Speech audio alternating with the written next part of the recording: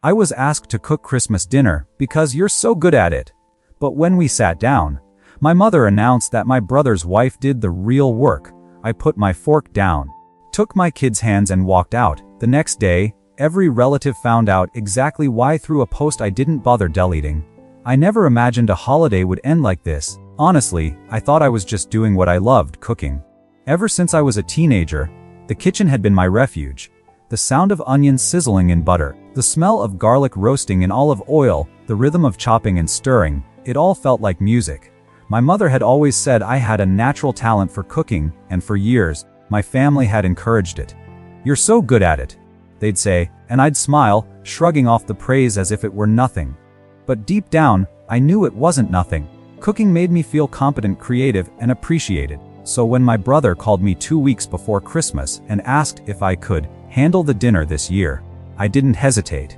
I had been anticipating this moment for months. My brother and his wife had a reputation for hosting holidays, and every year, I watched as my mother, aunt, and cousins whispered about how wonderful my dishes looked in the photos they posted online. But behind the camera, the work fell on me. This year, I thought, would be different. I would finally get the recognition I deserved. I spent the following days planning meticulously. I made a list, a very long list, of every dish I wanted to prepare. There would be roast turkey, perfectly browned and seasoned, mashed potatoes whipped to a creamy dream, a stuffing so fragrant with herbs it would make people inhale sharply in surprise and delight, roasted vegetables glazed with honey, pies and more pies, pumpkin, pecan, and my grandmother's signature apple crumble. I shopped for fresh ingredients, even splurging on specialty spices I knew would elevate the dishes. I woke at dawn, prepped for hours, and kept the kitchen spotless as I worked. Every detail mattered. Every detail had to be perfect. The night before Christmas, I stayed up late, tasting and adjusting. I made the cranberry sauce from scratch, not the canned kind my mother always insisted on, because I wanted it tart and sweet in the exact balance I knew would impress. I basted the turkey every hour, monitoring the temperature like a hawk. I tested pies until the crust was golden, flaky, and just slightly caramelized at the edges. By the time I went to bed, I was exhausted, but there was a quiet thrill in knowing that tomorrow, everything would come together. I even woke up an hour earlier than necessary to double-check my work, making sure the gravy was silky and rich, the mashed potatoes creamy, the stuffing fragrant. When the family began to arrive, I was nervous, but I smiled through it. I hugged my nieces and nephews, greeted my parents warmly, and offered my brother and his wife a cheerful, "Merry Christmas." Everyone commented on how good the house smelled. I felt a swell of pride. I thought they'd notice the effort, the precision, the care I'd poured into each dish. My mother lingered in the kitchen, peeking over my shoulder as I arranged platters and poured sauces. She nodded approvingly but didn't say much. She never does until it's time for the applause. Finally, it was time to sit down. The dining table was crowded with cousins, aunts, uncles, and the children, who practically vibrated with excitement. I took a deep breath and picked up my serving spoon, ready to watch everyone enjoy the fruits of my labor. But before I could even offer the first helping, my mother cleared her throat and, with all the authority of someone about to deliver a verdict, announced, "Of course, you all know that the real work was done by Ham, my brother's wife. She did everything to make this meal perfect." I froze. The words hung in the air like ice. Every smile, every hopeful glance I had been collecting from my relatives evaporated instantly. The effort, the love, the countless hours I had spent measuring, stirring, tasting, roasting, basting, and baking, none of it mattered. Not even a nod, not even a thank you. I felt a hot, sharp sting in my chest as my mother continued, oblivious to the way her words cut. "Yes, my name cooked, but it's Hi brother's wife who did the heavy lifting. She really pulled this together." I looked down at the table, at the dishes I had prepared, my hands shaking slightly. The children were already digging in, unaware of the tension that had just entered the room. My heart pounded, my palms were clammy. I tried to laugh it off, tried to tell myself it was just my mother being dramatic, but the words kept echoing. She did the real work. Not you. And I realized then that recognition, the simple acknowledgement of my labor, was something I had expected in vain. I could feel every ounce of pride and excitement I had carried for weeks draining away, replaced by a bitter, sinking disappointment. I couldn't sit there anymore. I couldn't endure the false praise being handed to someone else for my labor. I looked around at the family, the smiles, the oblivious chatter, and made a decision. I quietly set down my fork, took my children's small hands in mine, and stood. "Come on, kids," I said softly but firmly, my voice carrying just enough for a few heads to turn.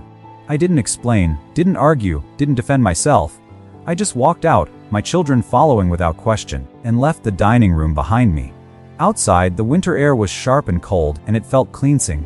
My children squeezed my hands, looking up at me, sensing the gravity of my mood. I didn't cry at first. I just breathed deeply, trying to calm the mix of anger, hurt, and disbelief that surged through me. I knew what I had done. I knew it might create tension, maybe even gossip. But I also knew that enduring humiliation for the sake of tradition or politeness was no longer acceptable. I wouldn't let my hard work be invisible. I wouldn't let my children see me accept being dismissed, as if my efforts were nothing. By the time we got home, I felt a mixture of relief and determination. I made hot chocolate for my children and let them sit near the fireplace while I opened my laptop. I knew exactly what I was going to do. I typed out every detail of the day, the hours I had spent cooking, the careful planning, the meticulous attention to detail, the joy and anticipation I had felt in preparing the meal, and, of course, the cruel, dismissive words that had greeted my efforts at the table. I didn't hold back. I didn't soften the edges. I posted it publicly, knowing my extended family had access to my account and, more importantly, that the truth could not be ignored or rewritten. When I finally hit post, I leaned back in my chair and exhaled. I didn't delete it. I didn't feel the need to. For the first time in weeks, I felt a sense of justice, however small, settle in my chest. My children sat beside me, unaware of the impending fallout, and I smiled at them. At least they knew their mother was someone who valued her own worth. Someone who wouldn't let her labor be erased. And if the rest of the family learned the truth the hard way, well, that was their problem, not mine. The next morning, I woke to the quiet hum of my house, the soft light of the winter sun streaming through the curtains. My children were still asleep, curled up under blankets, and for a moment. But it didn't last long. Within minutes, my phone began buzzing relentlessly. Notifications, comments, messages. It seemed that the post I hadn't deleted had already gone viral within my family circle. I felt a mixture of satisfaction and apprehension, knowing exactly what kind of storm was brewing. The first messages came from my mother. "I don't know why you had to make everything so public," she wrote. "Family isn't about showing off. You embarrassed everyone." I stared at the text, reading and rereading it, my fingers hovering over the keyboard. Embarrassed. She had embarrassed me. She had publicly minimized my effort, and now she was trying to gaslight me into feeling guilty for standing up for myself. I ignored the message. There was nothing I wanted to say that would change her perspective. Next came my brother. His tone was more measured, but no less accusatory. "Why post this online? It's Christmas. For crying out loud, can't we handle this privately?" I laughed bitterly. Privately. The private handling of this had already happened at the dinner table, hadn't it? My labor had been dismissed, my skills trivialized, my pride spat upon, and somehow I was supposed to whisper apologies and move on. No. This time, I wasn't going to allow anyone to rewrite history. The post stayed. By mid-morning, my phone was a nonstop barrage. Cousins I hadn't spoken to in years were tagging me, commenting with thinly veiled support or outright glee. Some were shocked, some were angry, some were amused. The family group chat exploded. Screenshots of my post circulated faster than I could follow. My mother's sister, who usually remained neutral in family conflicts, wrote, "I can't believe she actually said that. I thought it was rude of my mother, but wow, your name didn't hold back either." That one line made me smile, just a little. At least someone saw the truth for what it was. As the day wore on, I noticed something strange. My brother's wife hadn't said anything at all. In the past, she had been the type to comment, to intervene, to smooth over family tensions like a diplomat. Today, nothing, no defensive text, no attempts to redirect blame, no excuses. I wondered briefly if she even realized the post would reach her. Maybe she did. Maybe she didn't. Either way, I didn't care. My post wasn't about shaming her, it was about reclaiming my own narrative. I had poured my heart into that meal, and it was finally being acknowledged, even if only in small pockets of the family who weren't directly involved in the gaslighting. By evening, I could sense the shift. Relatives began calling, not just my mother and brother, but cousins, aunts, uncles. Calls ranged from tentative apologies to outright lectures. One aunt said, "I understand you were hurt, but couldn't you have just talked to your mother first?" I sighed. Talk to my mother first. That conversation had already taken place at the dinner table. I had tried to communicate. I had tried to sit politely while my efforts were dismissed. Walking out was my way of drawing a line. It was not about dramatics, it was about respect. Messages started coming from people who had been quietly watching family dynamics for years. One cousin wrote, "Honestly, I didn't know it was this bad. I always assumed brother's wife did most of the cooking, but now I see how much you put in." Another text read, "We've been blind to it, but this is eye-opening. You didn't overreact. Your mother really did cross a line." The support was surprising and comforting, but also infuriating. Why had it taken social media exposure for the truth to be acknowledged? Why had my dedication always been invisible before now? My mother eventually called me, her voice low and trembling. I think you overreacted. I just meant that K-brother's wife helped a lot." I wanted to scream. Helped a lot? I had orchestrated the entire meal. I had chosen the recipes, shopped for every ingredient, monitored the cooking, and executed everything to perfection. Helped a lot. That was her polite way of erasing my effort. I kept my voice calm, my tone deliberate. "Mom, I appreciate that she helped, but I was responsible for making the entire dinner happen. It wasn't minor, it wasn't easy, and it wasn't invisible, it was all me. I didn't post to humiliate anyone. I posted because the truth matters. My work matters." The line was silent for a moment. I could hear her breathing, the faint rustle of paper or furniture in the background. Then she said, I just wanted to make sure everyone enjoyed themselves. Isn't that what matters?" I closed my eyes. What mattered, apparently, was that appearances were maintained while the real effort went unrecognized. "Mom," I said, "I do care about people enjoying themselves. But when my work is dismissed in favor of appearances, that matters too. And it's not something I can ignore." By the time the conversation ended, I felt drained, but also strangely empowered. The post had done exactly what I intended. It forced recognition. And the recognition wasn't just for me. It was for my children too. They had watched their mother pour herself into something, face disrespect, and then stand up for herself. That was a lesson worth more than any perfectly roasted turkey or meticulously prepared pie. Later that night, I checked the post again. The comments were still coming in, some supportive, some defensive, some critical.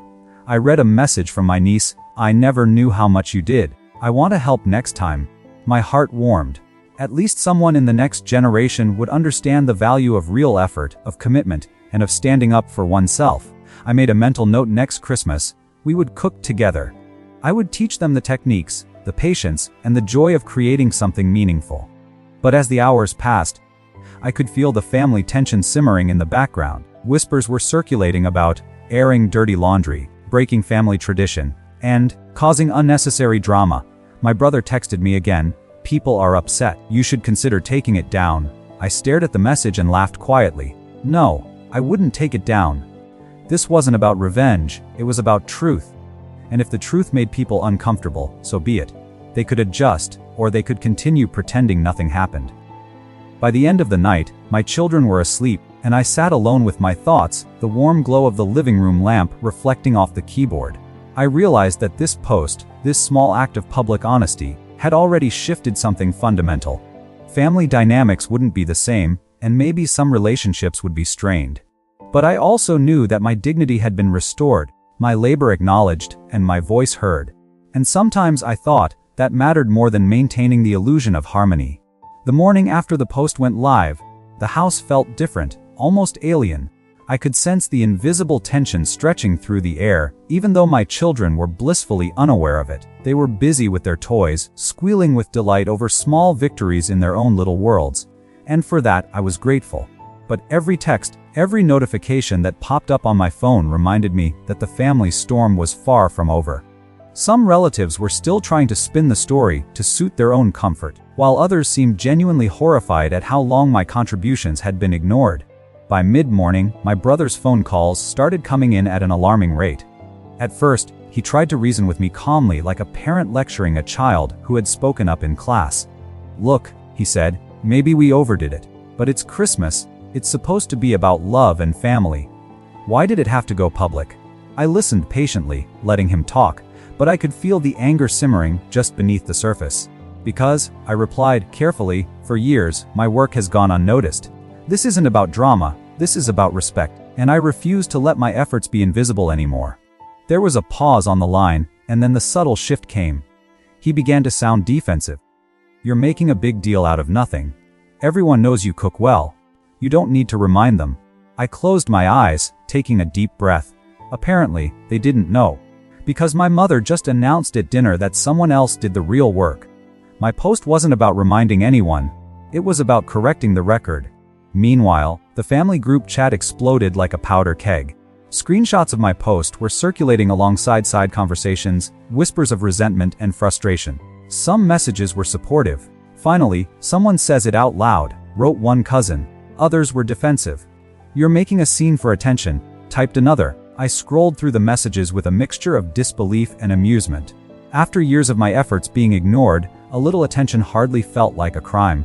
By noon, word had reached my aunt, who always tries to mediate family disputes. She called me, her voice gentle but firm. "I know you feel hurt, but you have to understand how your mother feels. She didn't mean to diminish your work. She trailed off, fumbling for words. I let her pause. Finally, I said, "I understand she didn't intend harm, but intention doesn't erase impact, and the impact was clear." She minimized me, and now everyone knows. That's the reality. It wasn't just my mother and brother who were grappling with this. Extended family members began calling, some out of curiosity, some out of concern. One uncle, who usually remained neutral, said, "I had no idea she did all that. I always assumed it was the other way around." "I'm sorry," my name. Hearing him say it aloud made my chest tighten in a way that was equal parts relief and sorrow. All those years of cooking, of silently carrying the weight of expectations and execution, had finally been validated by someone who saw clearly. The tension escalated when my brother's wife finally spoke up. She called later that afternoon, and I could hear the awkward hesitation in her voice. I just want you to know I didn't mean to take credit," she said. "I've always admired your cooking, and I thought we were all helping each other." I nodded, even though she couldn't see me. "I understand," I replied. But the message that everyone received at the table, that my efforts were invisible. That wasn't fair. "I'm not upset at you personally, but I need my work to be acknowledged." By late afternoon, a few more relatives began to reach out privately, some apologizing, some expressing surprise, and some venting about how uncomfortable they felt being caught in the middle. My cousin wrote, "Honestly, I didn't realize we were so blind to it. I always thought it was a team effort, but it's obvious who did the heavy lifting." Another relative admitted, "We've never said anything because we didn't want to upset Mom, but it was always obvious to us who was really responsible for the meal. Thank you for saying it." Through all this, my children were my anchor. They watched me navigate the situation with curiosity and subtle admiration. They could see that standing up for myself wasn't about anger or spite. It was about honesty and integrity. I realized in that moment that this lesson was more valuable than any perfectly roasted turkey, any decadent dessert, or even the flawless execution of a meticulously planned dinner. They were learning that their mother valued herself, her labor, and her voice. And that was priceless. As evening fell, the family was divided between those who understood, those who were angry, and those who simply wanted to avoid confrontation. Some relatives continued to speculate about motives and intentions. "Do you think she did it to embarrass the family?" one texted. Another typed, "She could have just told her mother privately." I read these with a mixture of disbelief and amusement. For once, I wasn't hiding anything, and the truth was uncomfortable, but necessary. By the next day, the ripple effects of my post had reached almost everyone. Conversations that might have been awkward months or years later were now being confronted immediately.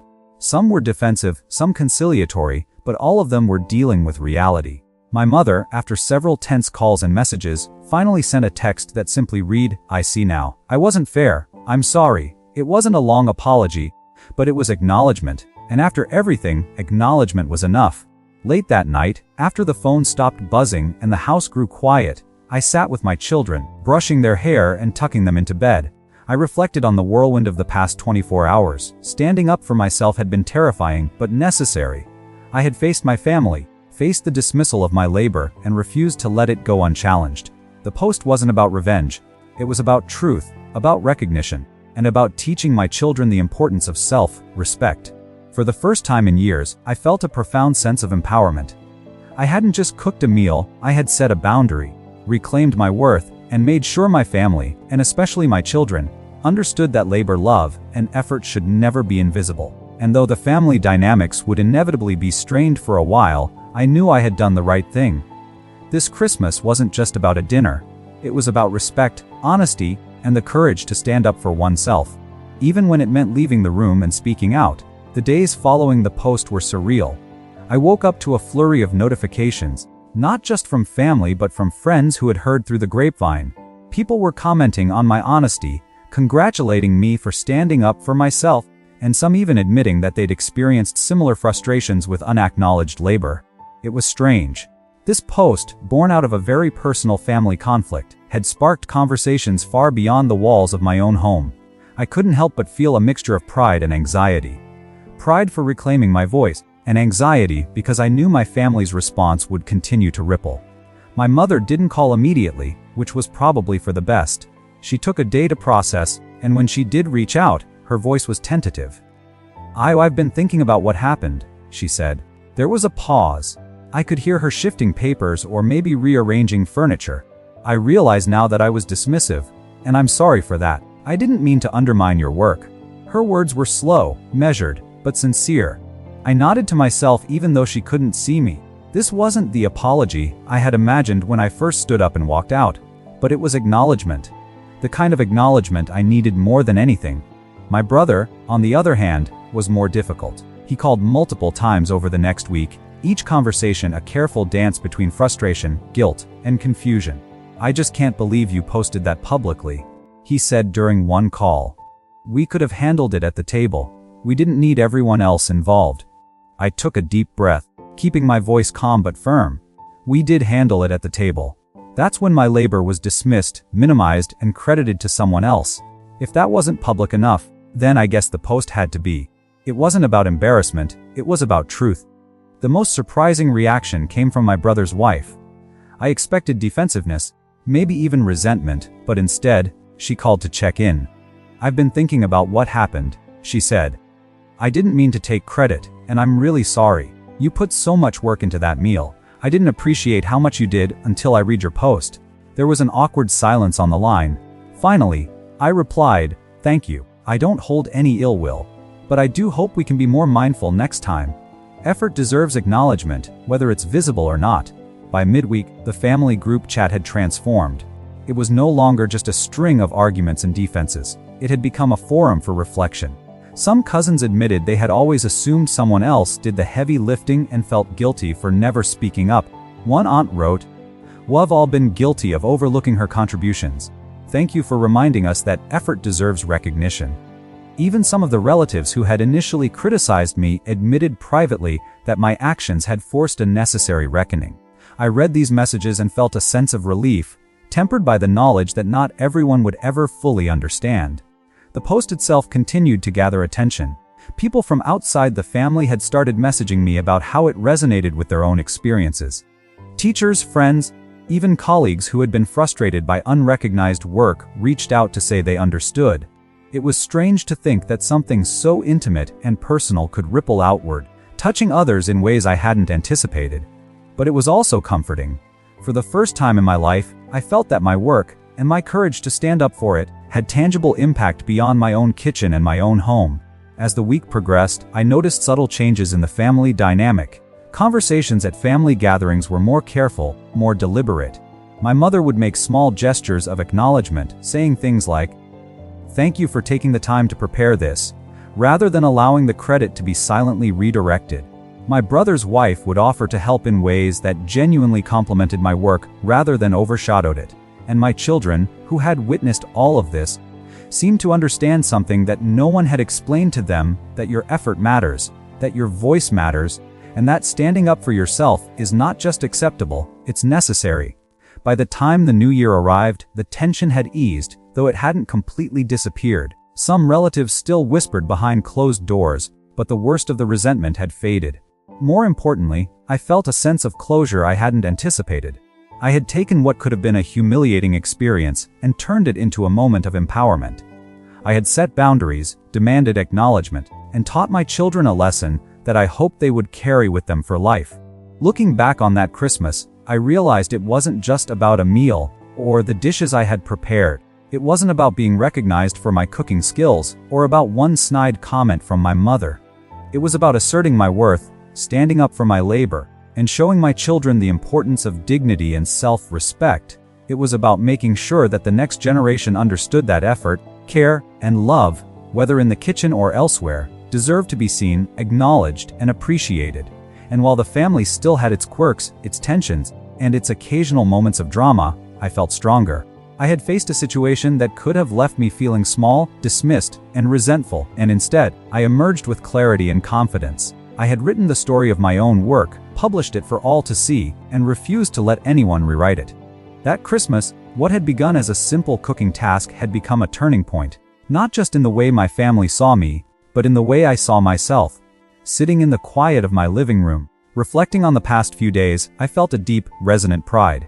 The kitchen would always be my sanctuary, but that Christmas had reminded me that my voice and my labor mattered just as much as the food I served. My children would remember this lesson, my family would adjust, and I would never allow my efforts to be invisible again. That night, as the snow fell softly outside and the house settled into calm, I knew that this story, our story, was one that would endure long after the dishes were washed and the leftovers were eaten. It was a story about respect, acknowledgement, and the courage to stand up for yourself, even when it's uncomfortable, even when it's messy, and even when it means walking away from the table to claim your truth.